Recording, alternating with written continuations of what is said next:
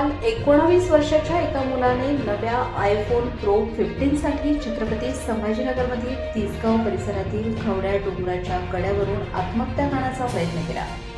त्याला वाचवण्याचा प्रयत्न करताना त्याचे वडील आणि तो मुलगा दोघेही त्या कड्यावरून खाली कोसळले. हे पाहून मानसिक धक्क्यातून त्यांच्या आईनेही पुढच्या काही सेकंदातच त्याच कड्यावरून उडी घेतली. एका मिनिटात संपूर्ण कुटुंब संपलं. ही घटना मन सुन्न करणारी आहे, पण ही केवळ एका कुटुंबाची आत्महत्या नाही. ही घटना आजच्या कुमारवयीन मुलांच्या आयुष्याकडे पाहण्याच्या पद्धतीकडे लक्ष वेधणारी एक गंभीर आणि सूचक घटना आहे. आत्महत्या आणि डिप्रेशन हे मानसिक आरोग्याशी संबंधित गंभीर प्रश्न आहेत. त्यावर उपचार शक्य आहे, मात्र गेल्या 2 दशकात आपण मुलांच्या मनाला ज्या काही सवयी लावल्या आहेत त्यांचाही त्यांच्या मानसिकतेवर मोठा परिणाम झाला आहे. पूर्वी 16व्या वर्षी ज्ञानेश्वर माऊलींनी काय केलं, छत्रपती शिवाजी महाराजांनी काय पराक्रम केला हे मुलांना सांगितलं जायचं. आज तसं सांगण्याचे दिवस कदाचित बदलले आहेत, पण त्यापेक्षा महत्त्वाचं म्हणजे मुलांना आयुष्य जगण्याची मानसिक ताकद आपण देतोय का, या चक्रामध्ये आज मोठ्या प्रमाणावर समाज मन अडकलेला आहे. फोन हे त्याचं एक निमित्त असू शकतं, पण फक्त प्रश्न फोनचा नाही. प्रश्न आहे तो मुलांना प्रत्येक वेळी त्यांच्या मनासारखं मिळण्याची सवय लावण्याचा. मूल स्वयंपूर्ण होईपर्यंत त्यांना प्रत्येक गोष्ट सहज मिळेलच असं नाही, हे त्यांना शिकवणं गरजेचं आहे. कधी 10 पैकी 9 वेळा नाही आणि एकदाच हो असंही असलं पाहिजे. ही सवय अगदी 4-5व्या वर्षापासून लागणं गरजेचं आहे. यासोबतच आपण रोजच्या आयुष्यात आनंदाचे स्रोत कोणते ठेवतो हेही तितकंच महत्त्वाचं आहे. मानसशास्त्राच्या दृष्टीने आनंदाचे 2 मोठे स्रोत आपण पाहू शकतो.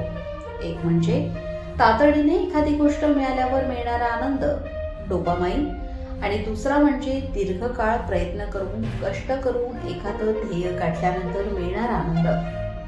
पहिल्या प्रकारात खरेदी, मोबाईल, टीव्ही, वेब सिरीज किंवा सतत मनोरंजन यासारख्या गोष्टी येतात. यासाठी फारसा शारीरिक किंवा मानसिक कष्ट करावा लागत नाही, पण दुसऱ्या प्रकारचा आनंद मिळवण्यासाठी आपल्याला प्रयत्न करावे लागतात, अपयश स्वीकारावं लागतं आणि कष्ट घ्यावे लागतात.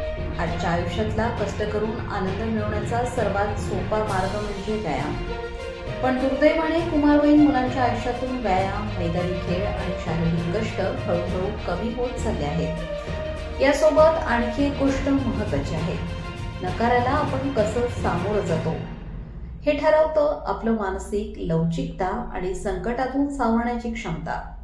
एखादी गोष्ट आपल्याला मिळाली नाही, परिस्थिती आपल्या मनासारखी घडली नाही, तरीही आपण स्थिर राहू शकतो. हीच मानसिक ताकद आपल्याला सगळ्यांना माहीत आहे की जे हवं ते मिळवणं. छत्रपती संभाजीनगरच्या त्या डोंगराच्या कड्यावर घडलेली घटना एका मिनिटात एका कुटुंबाला घेऊन गेली. अशी घटना कोणाच्याही कुटुंबात घडू शकते, पण ती घडू नये आणि पुन्हा पुन्हा अशा घटना पाहण्याची वेळ आपल्यावर येऊ नये यासाठी आपण आपल्या मुलांना केवळ चांगलं शिक्षण देऊन भागणार नाही, त्यांना भावनिक शिक्षण द्यावं लागेल. त्यांना नकार स्वीकारायला शिकवावं लागेल, कष्ट करायला शिकवावं लागेल, थांबायला शिकवावं लागेल आणि सर्वात महत्त्वाचं म्हणजे अत्यंत तीव्र भावनेच्या क्षणी विवेकाने निर्णय घ्यायला शिकवावं लागेल. कारण आज आपल्या मुलांना केवळ यशाचे मंत्र देण्याची गरज नाही, त्यांना संकटातही स्वतःला सावरण्याचे भावनिक मंत्र देण्याची गरज आहे.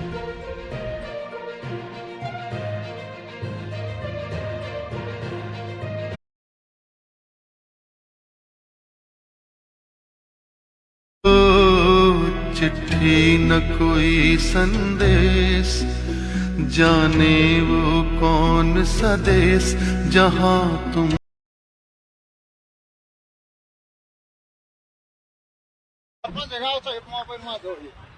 सरपंच ते इथे तेच गावचे आयफोन 15 प्रो तो ऐक ना भैया, भैया ऐक ना जरा, ऐक ना. अरे पुन्हा तू समोर आहे.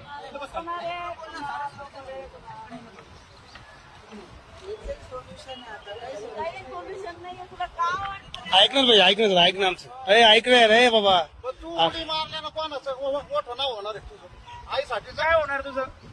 आईसाठी जग ना. तिसऱ्याला बी आणली